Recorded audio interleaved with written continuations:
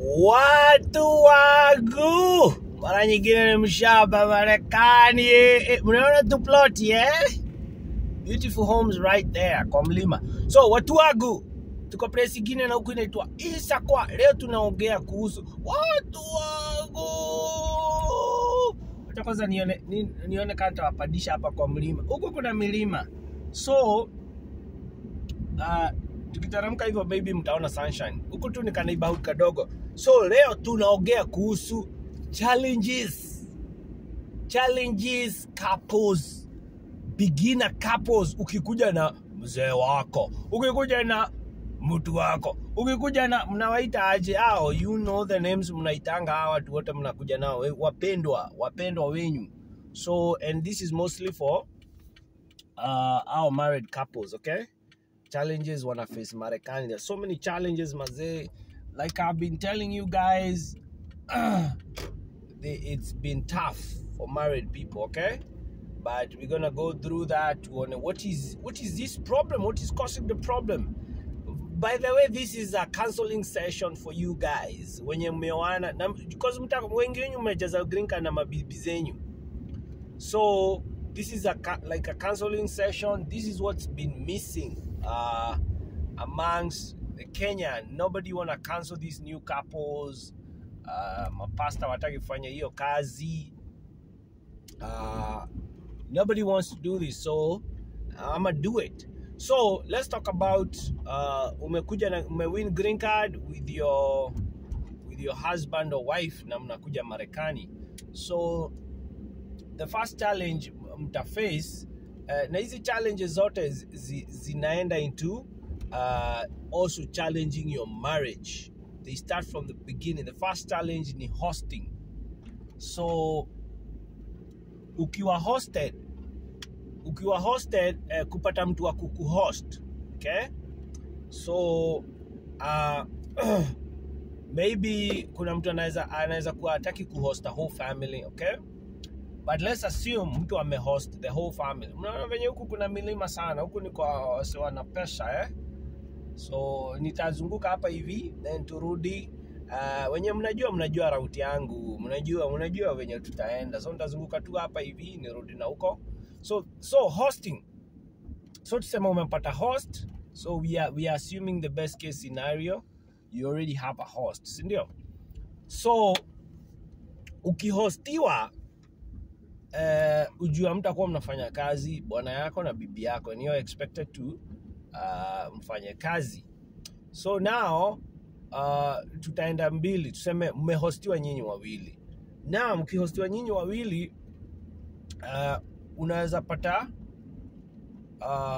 tuseme bibi akihostiwa anaweza kuwa fisi, okay? Anaona, you know, there's already a man, tuseme the man of the house mwenye hiyo nyumba na bibi, he has money, he's doing good, he has a wife and kids, and now bwana yake wametoka Kenya, he's in a situation, helpless situation, kama anahitaji help, and anaweza ona like, why nijisumbue, and there's already a ready-made man here.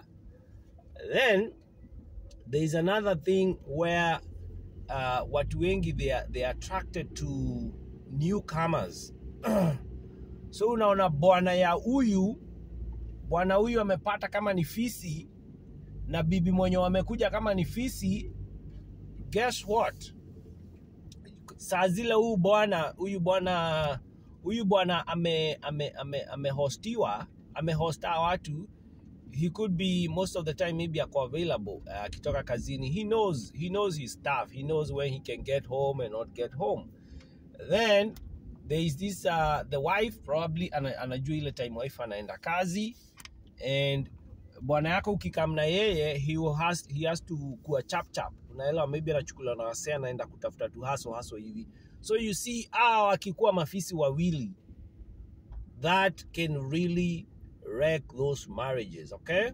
Because they are living in the same house, unapiga shower huko, moja ako fascinated with the idea of a new woman kutoka Kenya, and it can be the beginning of can be the beginning of crowd surfing. And it's not only the woman. Now, unaweza kuwa pia umekuja na bwana fisi. Come on ladies, unajua mabwana zenyu ni mafisi. Kuna mtu aliniambia kwa Facebook ati oh mshamba, hata ukiacha bibi Kenya utasaidiwa. I'm like damn, nyinyi mentality yenu iko warped yani. Mmekuwa untrustworthy, dishonest, mpaka kila mtu anafikiria kila mtu atakuwa hivyo. But anyway, there is some truth in that. Unaelewa? Saa zingine even though numbers can be zinaweza tengenezwa, I'm looking for the proper word. They can be cooked. Sometimes they don't lie, okay? So tunatoka huku, tunarudi huku chini. So you see, nyi wengi pia mna bwana fisi. Bwana huu fisi akikuja pia is a newcomer. So the husband of the house atakuwa ako kazi, okay? And probably maybe bibi yake mwenye amekam na yeye anaweza pata kibarua haraka. Bibi mwenye wewe sasa. Your husband maybe anatulia home hajapata kibarua kwanza. Alafu the bibi of the house, she knows the drill. Anajua ile time, just like nime-explain your husband. So unaona kama bibi ya nyumba ni fisi, anapenda to beginners, na anaona there is a fresh guy kutoka Kenya. Hey, mbona ashinde akienda holiday Kenya? We know what people do akienda holiday Kenya. So unaona, it can be the beginning of a new romantic situation. So hiyo ufisi has destroyed a lot of people. Watu beginner couples wamehostiwa, and not only the whole couple wamehostiwa na wameanza kuswap in terms of moja amefall in love na mtu wa wenyewe. So you see they have destroyed. Alafu hao wengine wamebaki wengine wamebaki that will maybe they are not each other's cup of tea. Ni kama wale watu swing, unapata the other couple, one couple when you suggest they are okay with swinging, the other person wako their cup of tea, lakini the other couples wanabakiani ni kama that wheel, they are not each other's cup of cup of tea. So inabidi tu, it's a very tough situation for them, okay? So that is one thing, okay? Mkihostiwa pale, it can be very, very challenging, okay? And iyo kuangalia those dynamics, and a lot of people wameanzisha affairs and their marriage may end up to hapo. Unapata watu wamehostiwa na bwana nyumba alisema, you know what, nimechoka na bibi yangu, na since nimeletwa mwingine hapa na ninaona it's all good, and they ended up being na mwenye amehostiwa, okay? Also, the other most surprising thing, okay? Couples maybe they are wamekuja wakiwa wapya, okay? And wamehostiwa na relatives, okay? And let's say even a woman akona sister, sister ndiye amewahost, the sister ako single. Guess what? Umemletea bwana. Oh yeah, don't think ati family. Yeah. Pia yako na feelings. Anasikia nyinyi mna chiki kwa vitanda huko, mnavunja vitanda. Na zingine unaambia baby wanna go shower. Baby, I'm taking a shower. Na sasa yeye ako huko single. Hey, unataka feel aje? Na maybe baba watoto alipotea. Hata yeye atataka some of the time wewe sazile huko na bwana yako. Yeah, it's the reality. That is the reality. Hata mkianza kusema sasa ni vitu gani hizi, mwanzo kujifanya watu wachache wakora nyinyi. Kwani nyinyi wote mmetoka wapi nyinyi? Si nyinyi mlizaliwa from somewhere. So yes, so unapata huyu anaona ameletoa mtu, ama the other way, mnahostiwa na jamaa ako single, anakuwa fisi.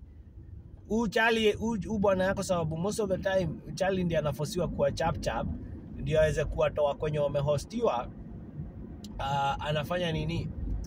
Yako away. Na uchali single anajua when to be at home. Anajua nimeletewa bibi. Okay? Nimeletewa bibi hapa. Wacha nichangamke. So these things, they are happening. Okay, that will be a big challenge. Okay, una meet watu mpya, alafu unaona sasa tuseme umetoka Kenya, then wale watu wana kuhost as a couple, maybe unapata wako na magari mzuri. Unajua a lot of people, the women, they are enticed by nice things. Anapata mwenye amewahost very nice car, very nice house. So, and you know, women, they love ready-made, they love shiny products. Ready-made products. So, anaona mzee, like I say, he has it all together. Yes, women, they are able, wakona ile power ya kuona a guy is married and assume that the woman is not there, because their mind can be able to separate there, and they place themselves on asema, you know what, he's mine now. Okay, so most of the men will be like, we kwanza huyu bwana yake wakiachana na yeye sen tunaweza jua ni aje. But some of the women will place them in that position. So a woman will be like, you know what, sasa hata husband yangu tuliuza kila kitu Kenya, before I make it, bwana nisiingie hii lifestyle, especially wakihostiwa na jamaa mwenye ako single. Anaona this guy is single, ako na nyumba poa, ako na gari poa. My husband saizi ako in a weak position. Tuliuza kila kitu Kenya. By the time we make it tununue manyumba na gari, it will be a long time. Why don't I hope na hii? There is a saying inasemanga, Jerry, you enda na ile inaguruma. When you wanna translate that into your mother tongue, then you will know what that means, okay? So that is one of the challenges to face. So now the other challenges is, let's assume hata mshatoka kwa host. Now mko kivyenyu. The shift, there is a very huge shift where couples wakimuvuko. Remember that most of the time the husband was the breadwinner back home. Okay? Now wako Marekani, the wife is earning. So the husband, and probably the wife can be earning even more than the husband, because the Kenyan men, they take a little bit kidogo to adjust to a new environment, because I think I told you in a video kitambo, they are the custodian of the culture. So it's a new place. It's still tough for them to adjust. They don't feel like home. Okay? But the women, hey, anywhere there is money or there is good stuff, kuna ka soft life, it's home for them. Unaweza toa bibi Kenya umpeleke Nigeria kwa mansion, and she'll be like, you know, it's like I've been living here for years. It's like I was born here, because that's the nature of women. Wanapenda ka soft life. So the women are able to adjust very quick. Wanapata kazi, and they are able to now match their husband's income or even make more before husband decide kama anataka kwenda tracking school, before decide kama anataka kwenda shule, before decide kama anataka kufanya kazi hivi. The wife is already decided and she's gone. So your shift with income, it can be a big problem, because the wife maybe was probably used to the husband taking care of all the stuff back home and asking him for money mpaka za nywele. Now she doesn't need to do that. So you see, that can be a very big problem. Now she's earning, and when you're earning more, your husband can't really tell you much. Atakwambia nini sasa? Atakwambia huwezi tengenezwa nywele, siko na pesa zako. Atakwambia huwezi enda vacation, unamwangalia, yeah, mimi, mimi akianza kukwambia, unajua, you know, umekuwa threatened bila kuwa threatened. Okay, nie. Njeri wake abu. Ujesikia wakabete.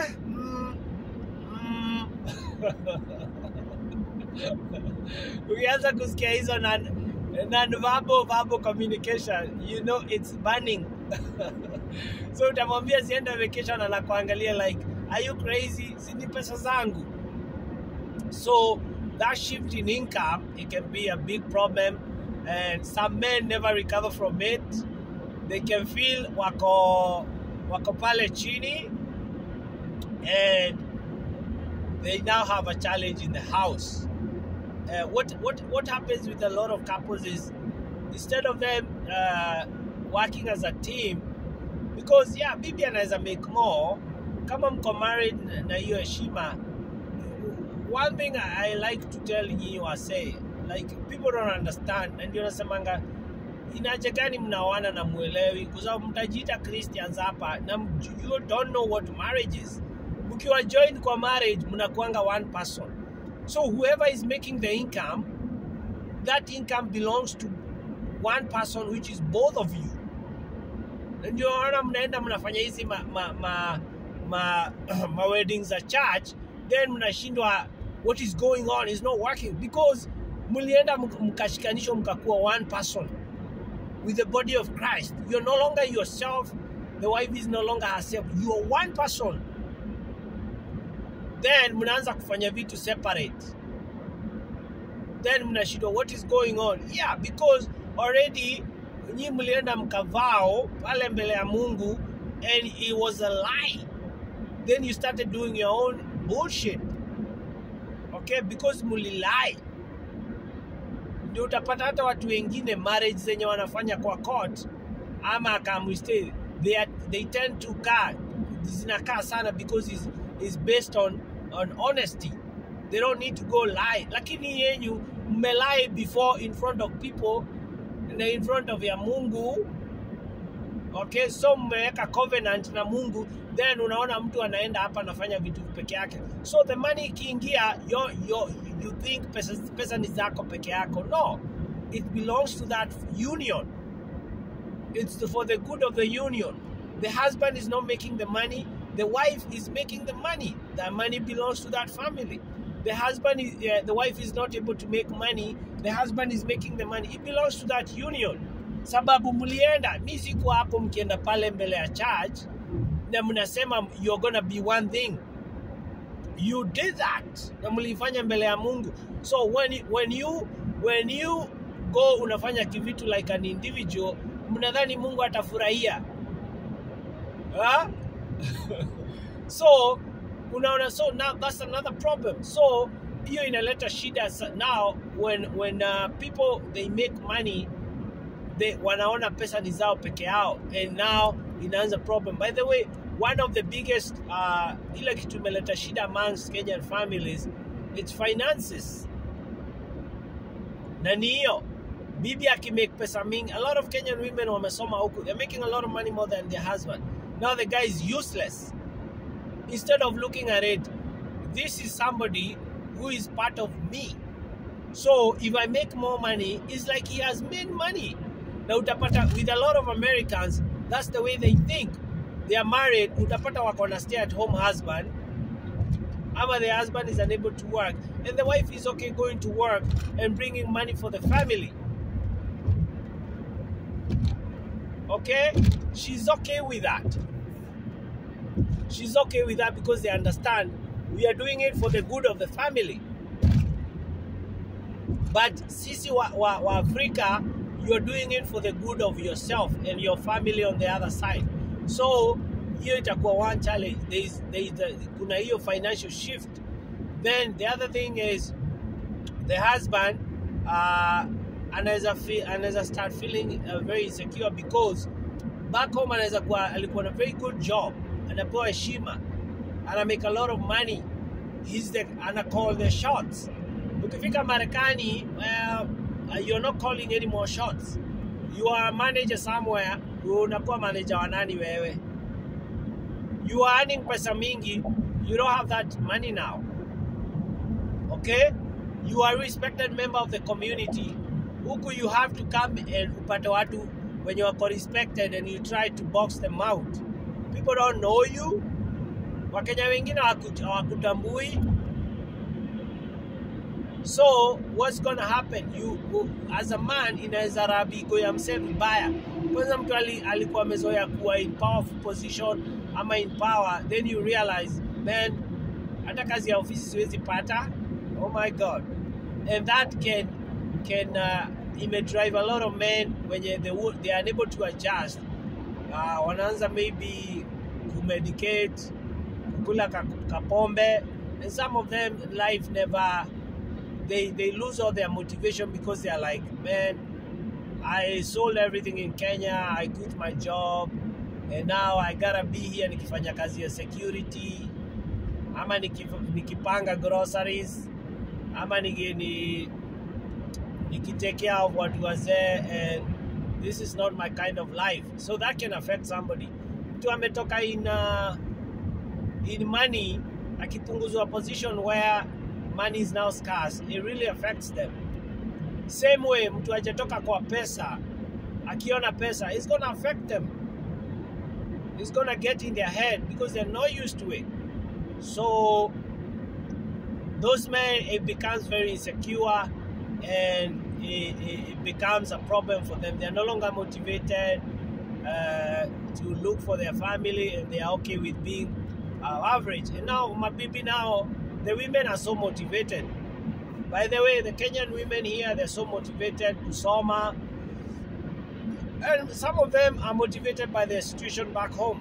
So they go, wanasoma, wanapata my PhD, my masters, and now they're out earning their men. So ukumbuke, this man had a problem adjusting in the beginning. Kulikuwa na shift ya career, shift ya power, shift ya finances. So this guy is gonna dig deep into, and I feel like useless now. And the wife na yeye, kama ni bibi, ako led na mambo za dunia, ataanza kuona the husband is now useless. Okay? She can't understand, mbona mimi nimeweza kwenda shule na wewe unalemewa. But they don't understand, the men, it's hard for them to adjust haraka like women. So they need time, they need support. Okay? But now the women will not understand that. So wanaanza ku out-earn the men, and they are making more. And now the husband is not of their class. So huyu bwana alikuja hivi, anaanza kuwa disrespected. Mpaka watoto wanafundishwa to see him as being useless. Because remember, this is a man who was able to provide, give them a good life in Kenya. Now he's unable. So the kids wataanza kumdisrespect. Wataonyeshwa na mama yao kumdisrespect. The mother is earning a lot, analipia nyumba. So huyu bwana, is there anything he can say? Okay? And if there was a time in Kenya, huyu bwana alikuwa amekosea bibi, sababu he's making a lot of money, maybe anamcheza na two side chicks, anamtreat vibaya because he has money. Ujue women wanaka kitabu wanaandika hizo vitu zote. Okay, it doesn't matter if it's a physical book ama iko kwa akili. Ameandika hizo makosa zote. So wakikuja Marekani, it's time kulipisha. And guess what? They are gonna be women are very smart. Watangojea, they don't care how many years it's gonna take to revenge, okay? So it's time for them to revenge wakipata pesa. And now the husband will face the music. Okay? Now the other thing in a challenge couples niyo, when the wife is earning a lot, there is a shift of power in the house. They are fighting for power. The husband has always had the power in the house wakiwa home. So he's not willing to yield. Hataki kuachilia power, and power is in money. When you have money, you have power. Sindio? Watu watasema when you have influence, yeah, but hakuna power inashinda ya pesa. When you have money, you have power. Now the wife has more money. She wants the power of the house. She wants to be the man of the house. And the husband, hataki kuyield to that. Hataki kuyield. He's like, you know what? I'm still running things. Running things wapi na huwezi lipa mortgage. What are you running? Una run nini? una run TV channels ama una run maji kwa mchele ukiosha upikie bibi. What is it you're running kama una pesa? Are you running to prepare for marathon? So the wife is like, dude, I got the power. I am the one running this stuff. I am running this house. Utanipea power ama utaki? I am the woman man. I am the woman man of the house. Are you gonna yield? Ama unataka tupiganie? And there's nothing as tough as bibi akitaka power. You've lost it. Okay, it's either you give up the power or you're gonna have to give it up the hard way. Okay, so the man is not willing to yield the power, and the wife has the money. The man has no more money than her, because even if most of them are not willing to go back to school. Okay, now some of the quickest careers, like in the medical field, like kama kuwa nurse, they don't want to do that. Even if they go to school, it's not their calling like that. So they're not willing to enda shule. They just want to hustle. Okay, so even if they have a job, the wife is probably out earning them. Niliwaambia, many Kenyan women, they're out earning the men. So these women, they need men who are earning more. So most of them are just single like that. Most of them, wanawake wamesoma, wako na kazi. Na siongei wenye hamtaki watu. Come on, I'm not talking about you. Kama umesoma, now you're done with men. I'm not talking about wewe. Usianze kusema, we don't need those men. We are good without men. We don't need men. No, I'm not talking about you. So usianze kuleta hapa nini. It's not you. They are women wamesoma, they are making good money, and they want somebody. We can't take that away from them. Just because wamesoma na wako na pesa, it doesn't mean they don't need somebody. Hiyo pesa itakuweka joto kwa bed aje. You need somebody. Utaenda withdraw 100,000 uziwekange kwa bed. Ama uziweke kwa gunia. Zikuwekange joto. No, let's be realistic, okay? So, those women wamesoma and they need somebody. But now they can't find a man who is above their pay grade. Okay? Na ndio niliwaambia, time imefika for your women mwanze to take care of men. Sababu, if you're out earning the men and you want a man who is earning more, na mwenye ana earn more ayuko aonekani, the only one wako available ni wenye wana earn less, and you want a man, what are you going to have to do? Have kushika Kevo umwambie Kevo sasa iko hivi. Mimi nitakuchunga sababu yenyewe venye iko jo miaka zinasonga. Na sioni chale na make more. We Kevo we ni hustler jo. Unaweza kuwa hustler wangu. So utafanya hivi, hii ndio plan. Nitakuwa nakupea kadi, naweka kwa mfuko yangu.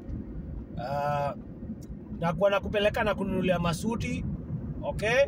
So tukitokea mahali na nitanunua gari na wewe utakuwa na drive. So tukitokea mahali, yani wewe nataka uonekane wewe ndio uko na pesa, unavaa vizuri na suti na kuvalisha vizuri, uko na gari. So you be seen like niliolewa na msi ako na do. And it works. Okay? Because of that. So you see that shift in power, it can rub the men the wrong way, okay? And they are not willing, bado wanataka kuleta kifua. Huwezi leta kifua mahali kuna pesa kama una pesa. You need to take a backseat. So now that dynamic it causes a big problem.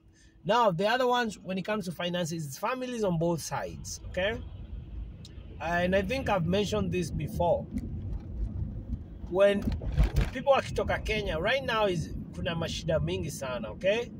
And what one thing people forget, especially meona watu wameoana, they forget that the husband had a family before akuoe.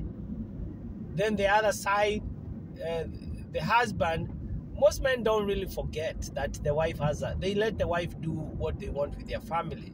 In fact, we can give that to men. men utaona wakisumbuana sana na in-laws on the side of the bibi. It's the bibi when you usumbuana na in-laws on the side of the husband. Okay? Now, one thing utaona ni ati people come from those families. So the husband is like the breadwinner of that family. Maybe endi ya kwanza kuwin green card kwenda majuu. So the whole family and the whole village, they're looking at him to save them. Even if those family members are married with grown kids, na wako na makazi, they don't care. That is their thought process. Umeenda majuu, you're gonna save us, whether you like it or not. Ama tutaku blackmail. Then, on the other side, if the wife anatoka from a family where is not well up, she's looked at the person who is gonna save the family. Kuna mtu anajua tuko wapi saa hizi, okay? So she's looked at as the person who is going to save the family. And she knows that. So, our couples wawili wakifika Marekani, and let's go back to the marriage. Okay? Pale mkisema mavao zinasema hakuna kitu itawa separate. But guess what? Families zime separate married people. Because of what? Ni nyinyi couples. You're going to let them. Okay? Because now what's that happening? Now the wife, akomaju, she's been looked as a breadwinner. The husband is being looked at as a breadwinner by his side of the family. So when the wife is making money, some of the money, she's sending it back to her family.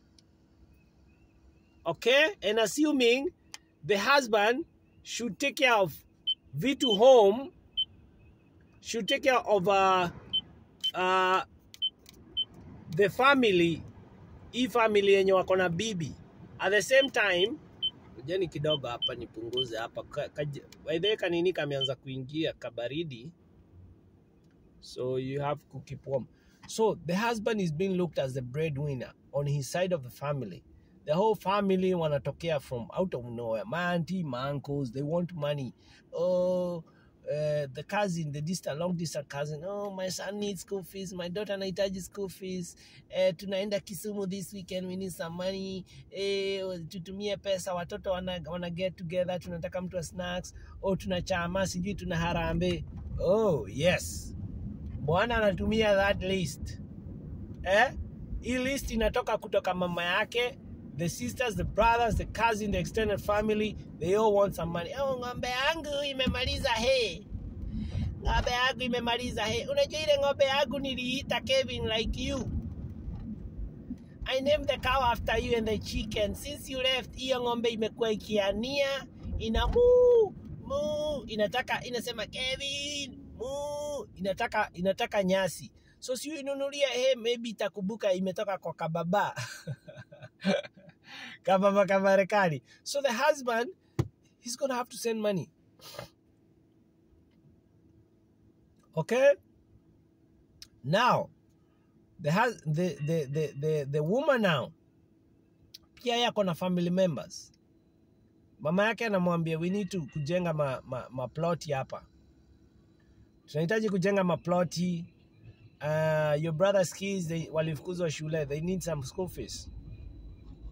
Okay? Nataka unijenge. Now, what is happening in these families? They are starting to have problems with finances. Because when the bibi ana make pesa, anatuma yote nyumbani na ingine anajifichia. Bwana akipata pesa, anatuma yote almost nyumbani kwa watu wao. So kila mtu na watu wao. Are these people one? Like walisema kwa marriage vows, they are no longer one. Because hata wataweka finances pamoja. Bibi hata make 7,000, bwana make 7,000, wasemeniaje? This is how we're going to deal with both families back home. Okay? We're going to put this money together. First of all, tutoe expenses zetu. Sababu tuko na, we have a mortgage, we have kids to take care of. Okay? So, tutatoa our expenses. Then tuweke pesa kando ya watoto for college and other needs. Then, whatever is remaining, we can assess the needs on both sides of the family and decide the minimum ama the maximum amount we can send to them every month. And there is nothing more, nothing less. They have to work with that. And if we don't have enough, when ajapata this month, they have to wait for the next month, and we will never send more than we have to. But that cannot happen, because now it's time for bibi kushine ajenge ma apartment. I told you, mabibi wengi, many Kenyan men wako married, they don't have nothing back home, because bibi amesema, you know what, I'm making money, you're the man of the house, you take care of everything. Zile pesa nina make, mbona unafikia pesa za wanawake? Mbona unafikia pesa za wanawake? Wewe ni mwanaume ana gani? So ana guilt bwana. So the bwana ana take care of the family yake huku yenye wako na bibi, at the same time ana take care ya family yake back home. Na yeye bibi tu pesa zenye anafanya vitu na watu wao. Yeah, many Kenyan American women wamejenga ma apartment kubwa with their families back home. And that goes back to these people, they were not genuine when they were getting married, because now you're starting, sio mimi nilisema, Bible inasema mnatoka. Even a man anasema anaacha familia yake, na bibi anaacha yake, they become one thing. But now you guys are doing the opposite. Hiyo mnasema marriage ni selfless. Hizo vitu zote by the way ziko kwa Bible. Ndio mnaona watu mko fake Christians. Sawa, mnasoma Bible inasema hivyo, marriage uko selfless, you're doing for the other, una submit to each other, mnaacha families, you become one. Then mkikuja Marekani mnajifanya sasa we are not together. Mimi ninafanya vitu na watu wangu. Kwa nini why? What is this fear? Unaogopa ati unajenga vitu na watu wenyu and you're married. Why can't you all come together with your husband? Na mnunue shamba na mjenge pamoja. And if na kama mnaona mtakosana, why don't you have a contract? And you work towards that goal. Ati mkikosana, kama mmejenga hizi apartment, you can split. Na mtu aende na 50-50 yake kama contribute the same thing. But unapata mtu anajenga kwao na hata ambii husband, there are so many people ameachwa sababu the husband came to find out from strangers ati bibi yake amejenga mansion Kenya na huko amekuwa akipretend ana pesa. Akiambiwa atoe pesa, anambia, unajua tutasaidia mama yangu. Unajua mtoto wa sister yangu. Wewe ni mwanaume ina gari. So my husband, they felt cheated. Bibi yangu ako na apartment. Kamze kanarudi nyumbani kanajifanya hivi, akajaifanya kitu home, kanaambia kwa anatea mheshimiwa wake. Okay, iweta mtumia waku. Amejenga manyumba huku, ako na plot maguta mpaka siku hizi anaitagwa sharede. Bwana anashindwa what? Wapi? Anaenda ile ni nyumba ya sharede. Sharede, mama watoto. Mama Kim ni yake. Mpaka imeitwa Wakim. Wakim, the diaspora bunny apartments.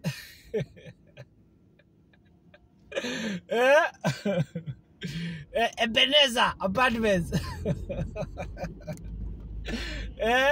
Ebenezer apartments zilijengwa bila wewe. Na amekuwa akijifanya hana pesa, anajifanya kama maskini.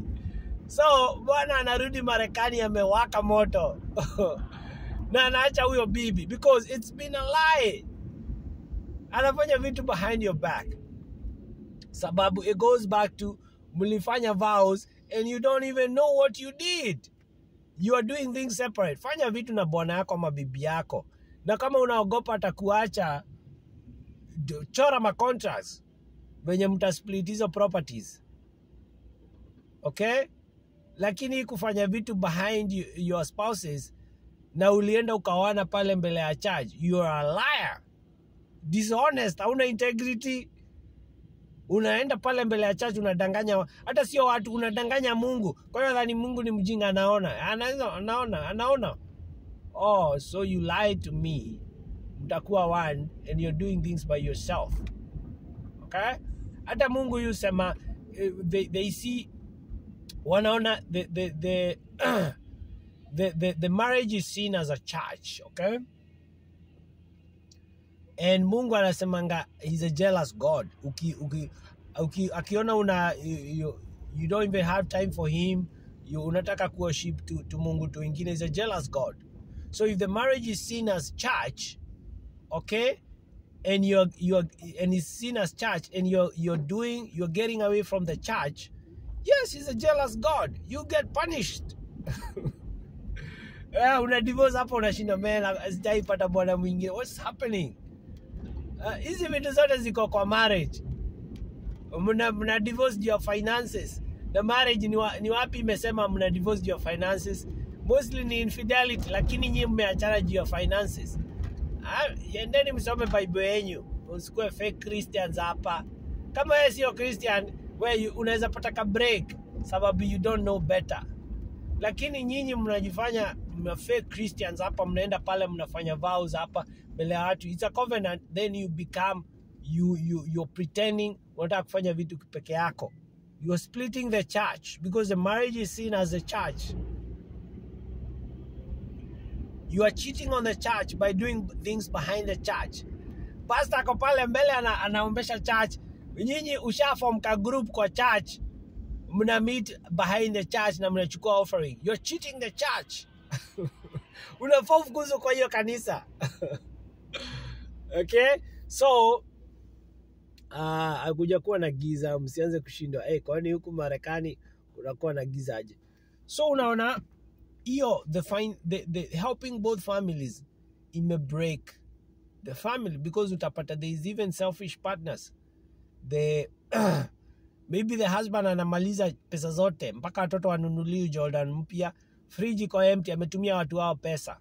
Akiulizwa na bibi, sasa watoto wanataka Jordan, Mashari anataka new Jordans, akono football practice, anataka kulipiwa $200, bwana anasema sina, nini. Pesa zote amelipia school fees watoto wa brother zao na cousins zao, lakini wake hata hakuna anything. Bibi anaanza kuwa na mazee ai.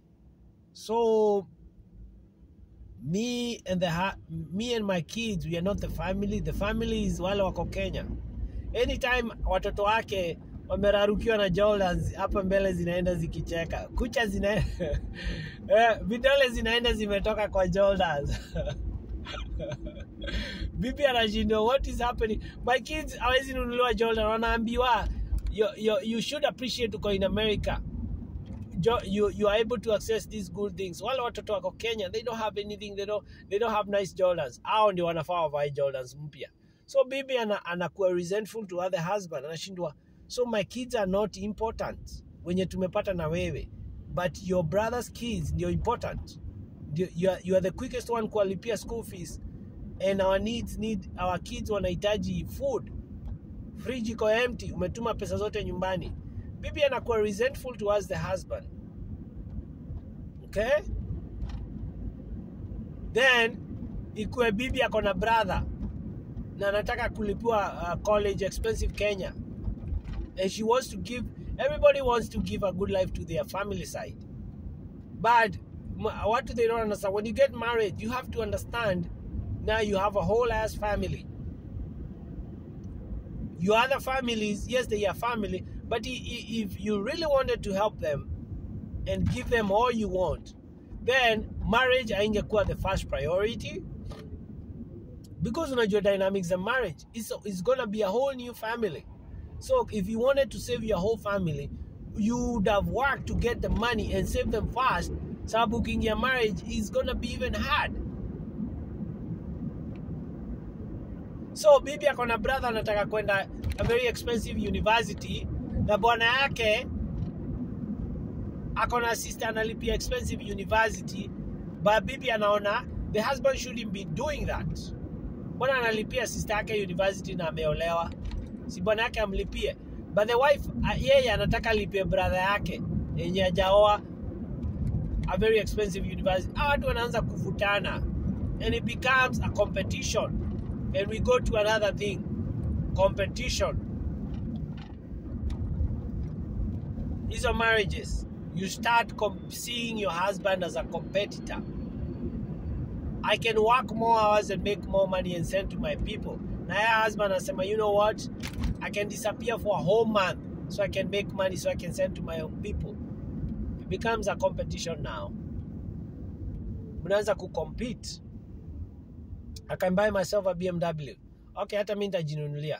Competition. The other thing is the freedom aspect. Now the wife has money.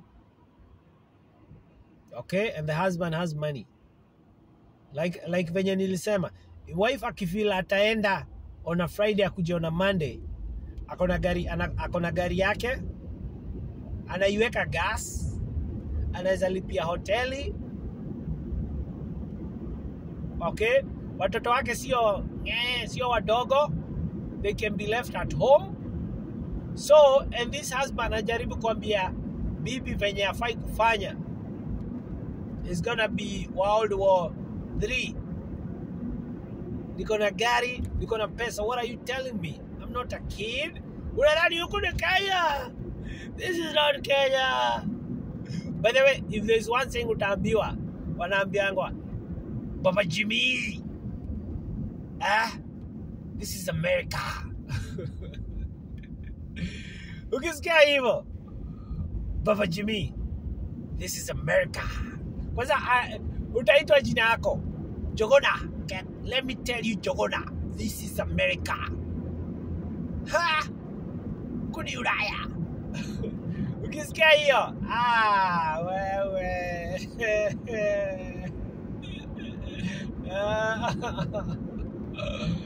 Hey, watu wangu.